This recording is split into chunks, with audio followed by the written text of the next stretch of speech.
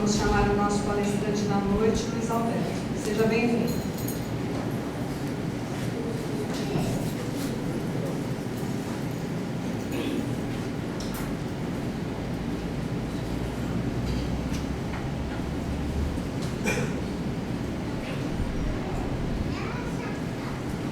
Boa noite a todos. Eu sou trabalhador lá do Centro Espírita André Luiz de Camboriú. Já tivemos a oportunidade de algumas vezes estar aqui, né, para estudarmos a doutrina de Kardec e ter essa oportunidade de, na verdade, somos nós, né, que temos a oportunidade de estar aqui e sermos beneficiados, agraciados pela divindade por podermos estudar um pouco mais da doutrina espírita.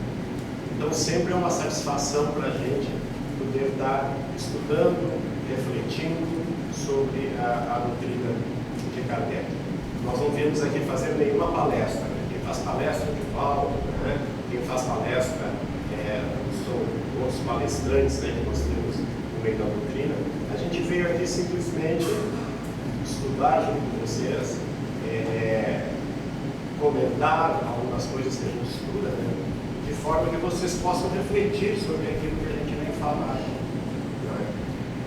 Embora a gente já esteja um pouco passada a idade, né, hoje nós temos uma tecnologia assim, que nos deixa ligados, conectados, que é o celular. Então hoje eu trouxe aqui um programa novo de celular, moderno, e assim, se vocês, não se assustem, né, mas aquele que dormir, ele abre uma sirene aqui muito alta, né? Então quem pegar no sono já sabe que vai, né, se achar um assunto muito chato, a gente tem usado isso agora, a máquina está alta, a gente desliga na hora. Tá? Se assustarem já sabem que é porque alguém dormiu. A gente tem que dormir.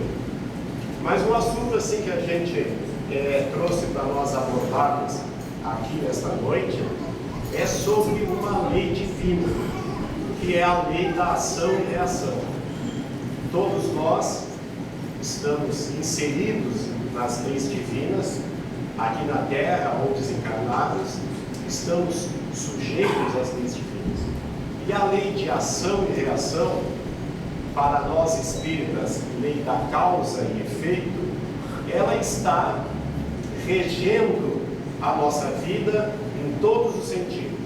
Nós estamos submetidos a essa lei, a lei da causa e do efeito. O que é uma lei de ação e reação?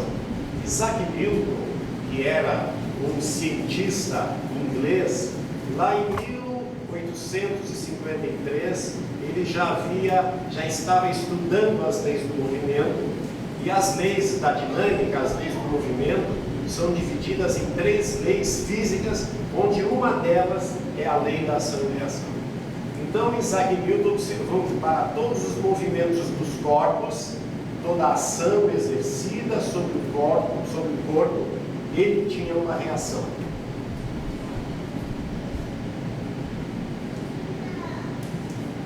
Para quem gosta de jogar bilhar, sabe que quando nós jogamos uma bola contra a tabela ou contra a outra, ela retorna.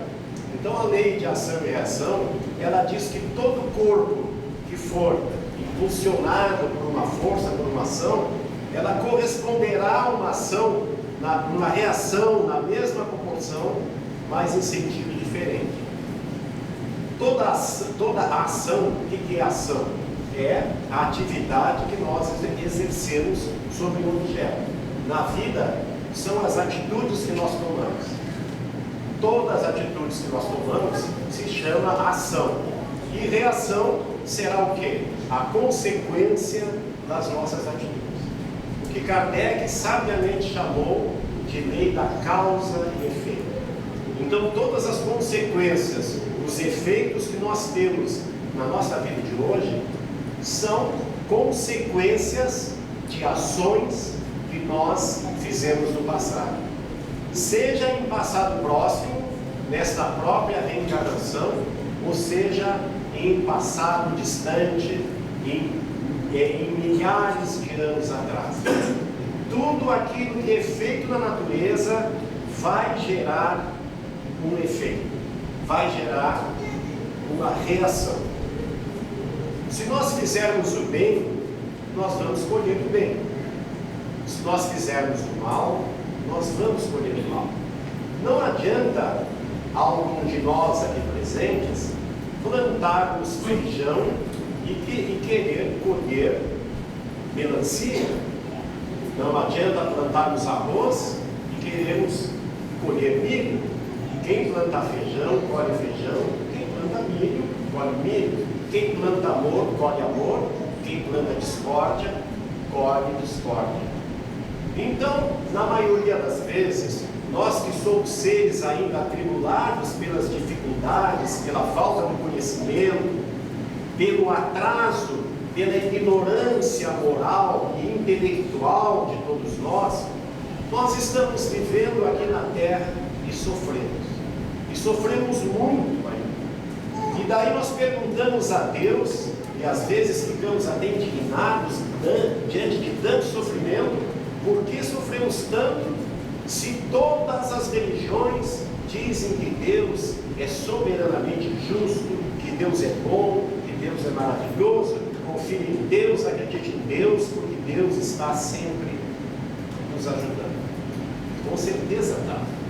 Só que nós precisamos entender que a vida toda ela, em todas as galáxias, em todos os mundos existentes, inclusive aqueles que nós não enxergamos, são regidos por leis divinas. E nem mesmo Deus pode modificar essas leis. Aquele provérbio que a gente tem, que diz por ignorância, Deus tudo pode, dentre as leis que Ele criou.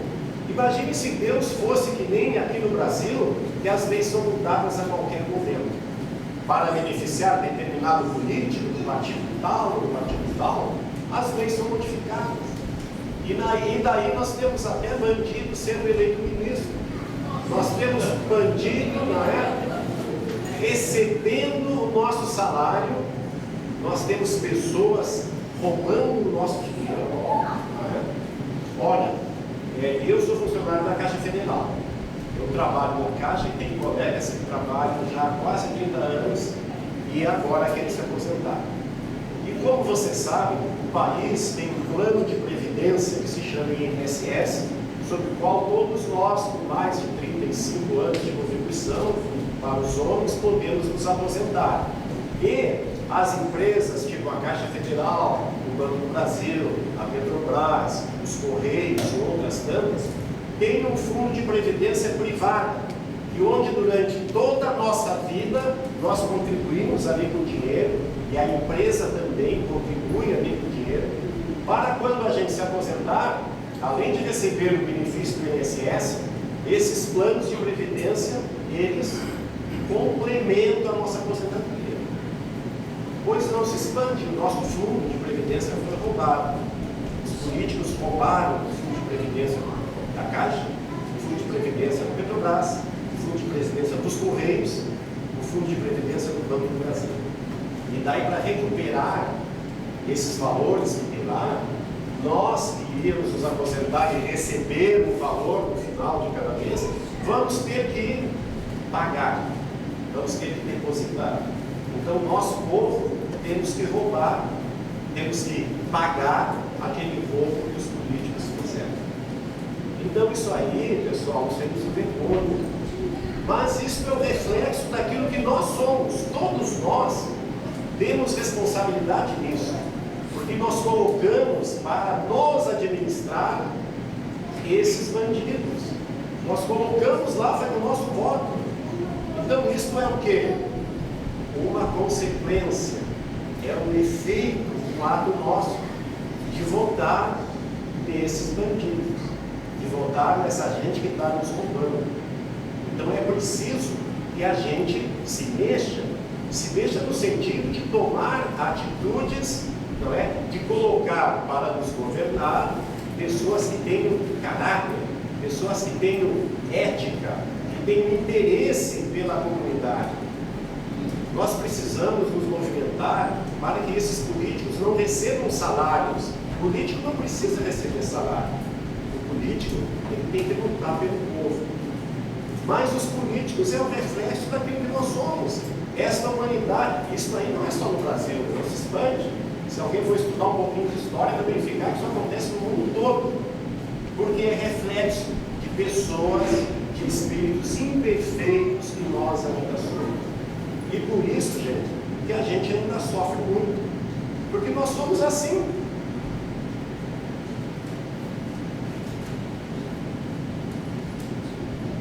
Quando alguém está doente, quando está sofrendo muito, em grande parte das vezes, a própria espiritualidade se encarrega de nos dar essa bênção que é a doença, para que a gente pare de fazer burrada. A gente faz burrada todo dia, continua fazendo, nós já erramos muito, e vamos errar muito ainda, porque nós somos imperfeitos, nós ainda vamos errar muito.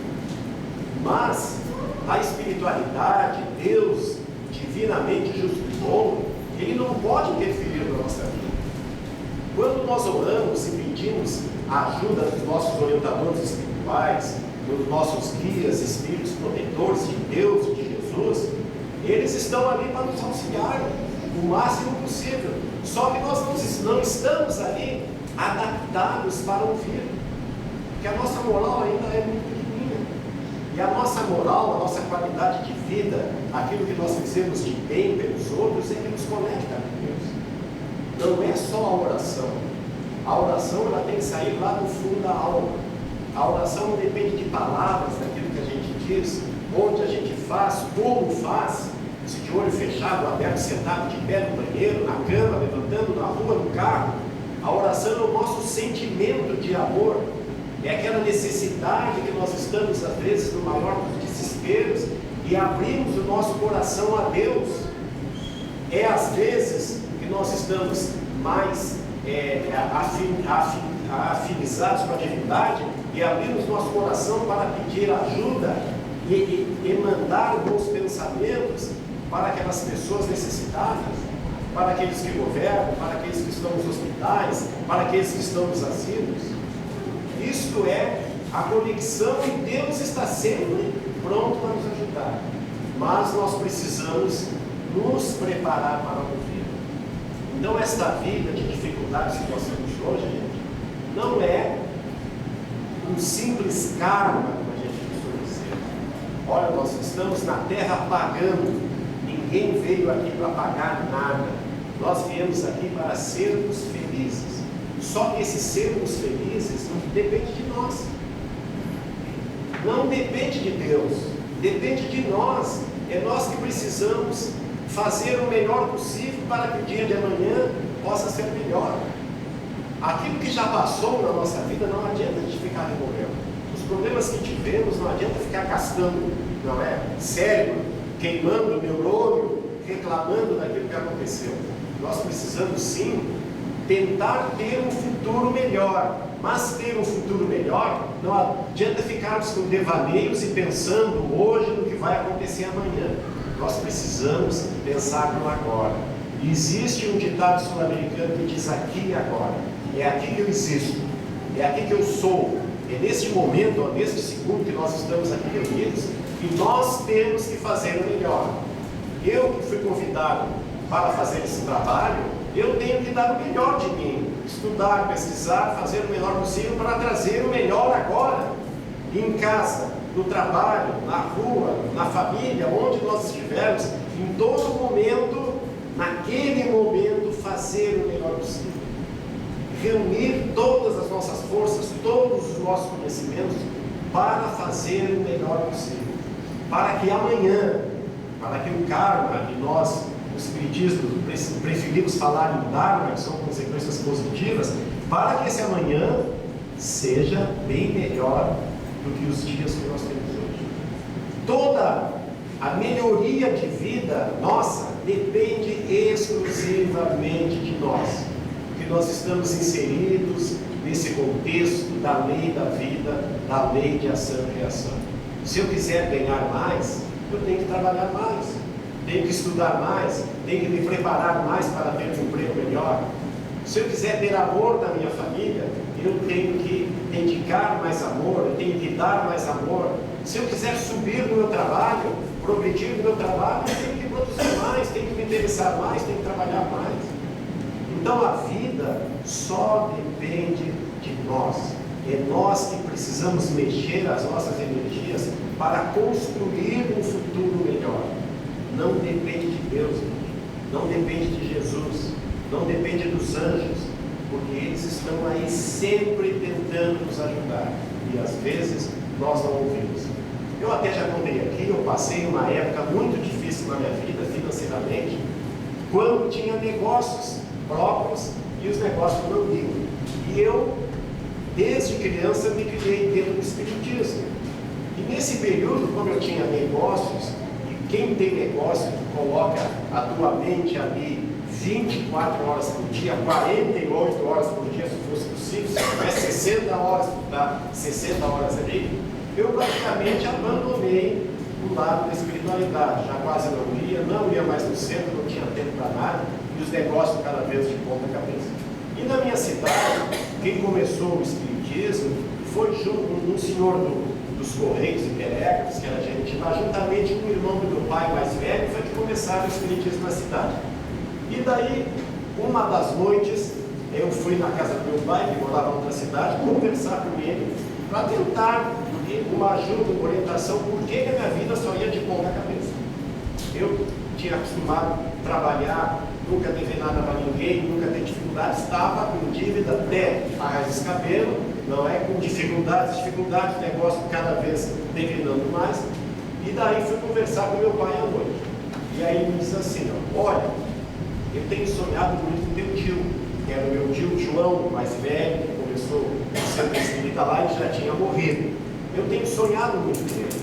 E ele me disse assim, que ele e os amigos espirituais, teus protetores, têm muito tentado te ajudar.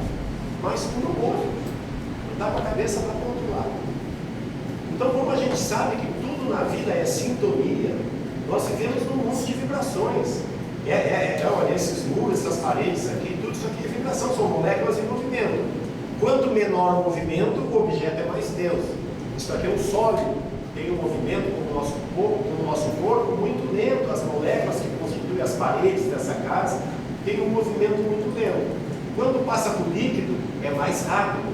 Então a água, assim, as moléculas que estão em movimento da água, o telefone não apontou ainda, não tem ninguém comigo ainda. Tem uma menina ali, mas está menor de 18 anos ele não toca. Né? Então assim, as moléculas da água se movimentam mais rápido. As moléculas do gasoso, quando nós fervemos a água e entra no estado de ebulição, é muito mais rápido ainda. E do nosso pensamento é muito mais rápido ainda. E do mundo espiritual, são milhões de quilohertz por segundo.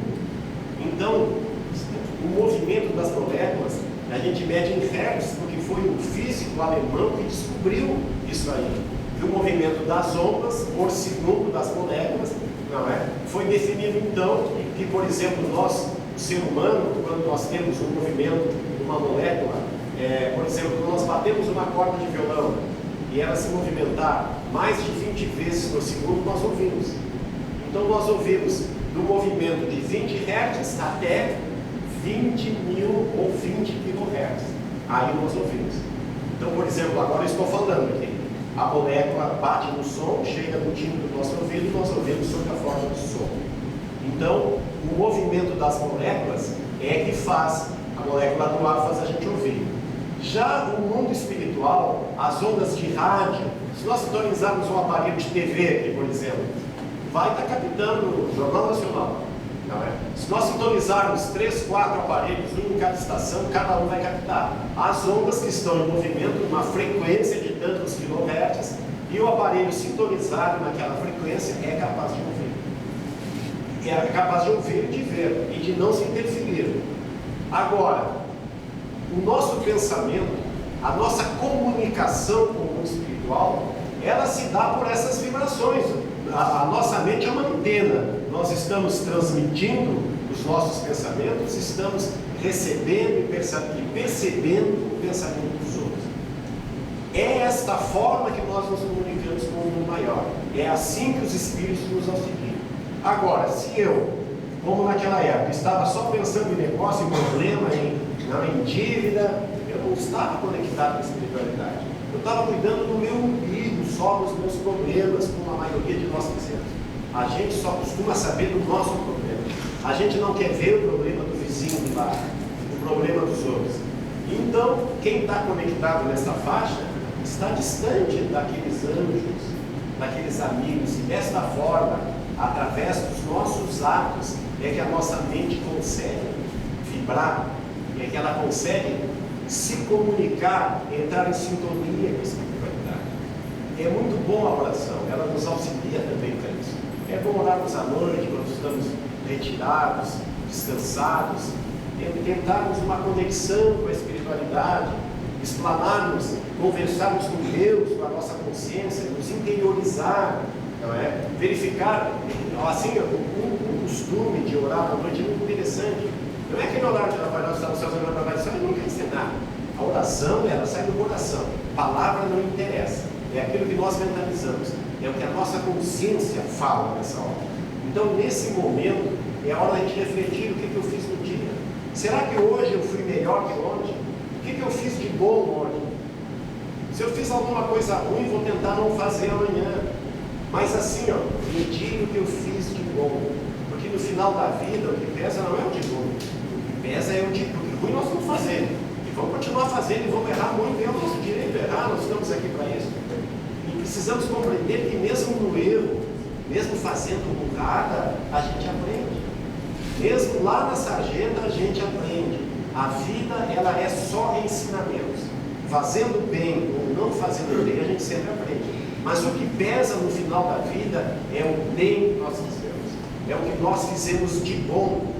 Porque Deus quer de nós é isso.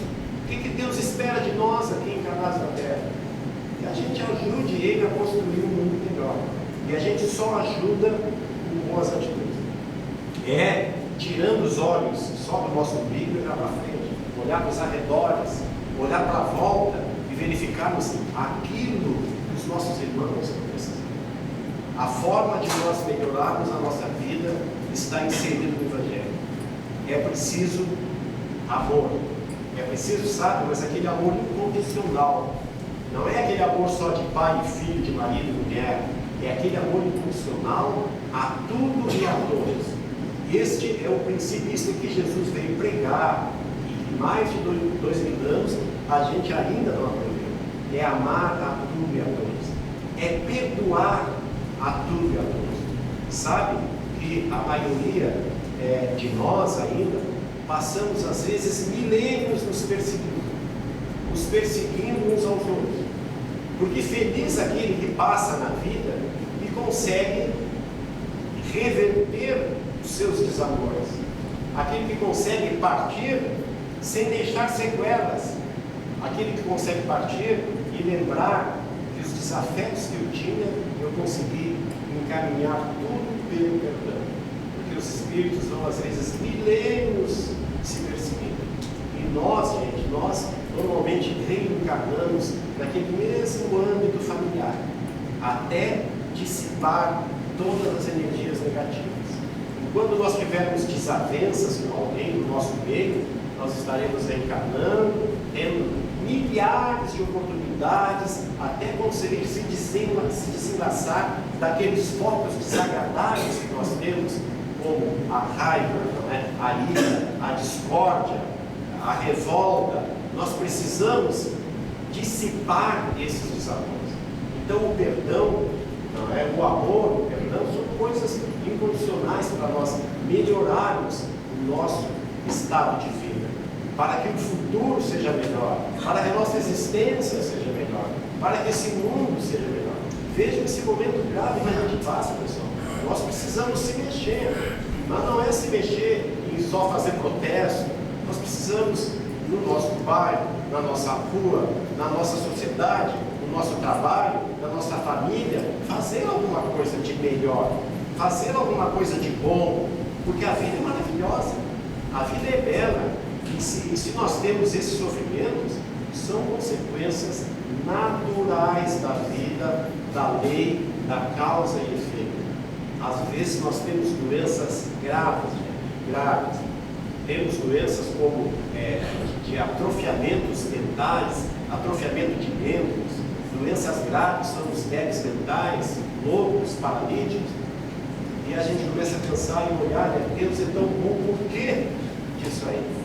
Mas aquilo é um benefício. Aquilo ali é uma dádiva que a providência divina nos deu para que a gente pare de fazer o cara. É assim, como entende? Porque nós temos livre-arbítrio. Nós podemos escolher fazer o que nós fazemos. Quem quer ficar aqui dentro, quem quer sair, quem quer ir para casa, quem quer vir aqui, quem não quer, quem quer pagar as contas, quem não quer. Nós temos essa liberdade de fazer o que quer. Se você quer comer, come, se não quer, não come. Só que o livre-arbítrio, na moral da vida, ele também é limitado às nossas condições. E às vezes a espiritualidade precisa interferir, porque senão nós vamos de ponta cabeça, vamos nos enterrando cada vez mais. E aí eles vêm, e interferem, e a gente acha que não é melhor para nós aqui ali, não é? Nós estamos sofrendo aqui na Terra porque a nossa visão é simplista. A nossa visão é uma visão materialista. Porque hoje nós conhecemos é só isso aqui, né? É muito material. Então para nós o que vale é dinheiro, são bens materiais, é o carro do ano, né? Isso é o que tem valor para nós. Vamos atrás de dinheiro, e esquecemos daqueles valores, como afeto, carinho, né? A afetividade, por exemplo, é uma coisa que nós estamos em uma decadência muito grande. E essa afetividade precisa ser desenvolvida em nós, principalmente com relação àqueles que nos antecederam, aos nossos pais, aqueles que são a razão da nossa existência. Aquelas pessoas mais velhas, de cabelos brancos, que estão ali, ricas, cheias de conhecimento e de amor para nos dar, elas precisam de afeto. É a mãe, o pai, a pessoa mais idosa. Precisamos trabalhar nesses princípios, porque a vida, gente, aqui na Terra é maravilhosa e ela é consequência. Olha, se cada um de nós aqui presente, eu faço muito isso. Às vezes eu estou com um problema, tenho um problema hoje, um problema grave, aí eu começo a analisar. Esse problema, na maioria das vezes, é consequência de coisas que nós fizemos nesta própria encarnação. Então, assim, alerta, se alertem, olhem, que a gente está aqui cada vez fazendo mais burrada. Vamos nos alertar para isso. Não adianta ficar lamentando e dizer, olha, consequência de reencarnação. Pode ser também, mas a maioria é consequência do que a gente está fazendo agora. Então é preciso um alerta para que a gente dê um basta dessas atitudes, não é, que nós estamos tomando, e procure tomar atitudes melhores para que amanhã, numa outra reencarnação, a gente possa estar numa vida maravilhosa, boa, e poder dizer, é consequência do passado, onde eu procurei fazer o melhor que eu podia. E como essas tecnologias, assim, elas sempre nos dão, apesar do monte de bobagem que a gente recebe aqui, não é? A gente, muitas vezes, recebe uma série de coisas que são boas também. E como eu não tenho o WhatsApp de todos vocês, eu vou ler uma mensagem que eu recebi hoje, né?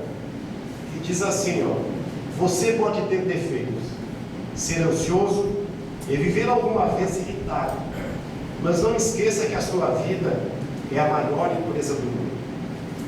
Gostaria, só você pode impedir que vá em declínio. Gostaria que lembrasse que ser feliz não é ter um céu sem tempestade, uma estrada sem acidentes, trabalho sem cansaço, relações sem decepções. Ser feliz é achar a força no perdão, a esperança nas batalhas, o amor na discórdia. Ser feliz não é só apreciar o sorriso, mas também refletir sobre a tristeza. Não é só celebrar sucessos, mas aprender lições dos fracassos. Não é só sentir-se feliz com os aplausos, mas ser feliz com o anonimato. Ser feliz é reconhecer que vale a pena viver a vida, apesar de todos os desafios, incompreensões, perigos de crise. Ser feliz não é uma fatalidade do destino, mas uma conquista para aqueles que conseguem viajar para dentro de si mesmo. Ser feliz é parar de sentir-se vítima dos problemas e se tornar autor da sua própria história. É atravessar desertos fora de si, mas conseguir achar um oásis no fundo da nossa alma. É agradecer a Deus por cada manhã pelo milagre da vida. Ser feliz não é ter medo dos próprios sentimentos, é saber falar de si, é ter coragem de ouvir um não, é sentir-se seguro ao receber uma crítica, mesmo que injusta.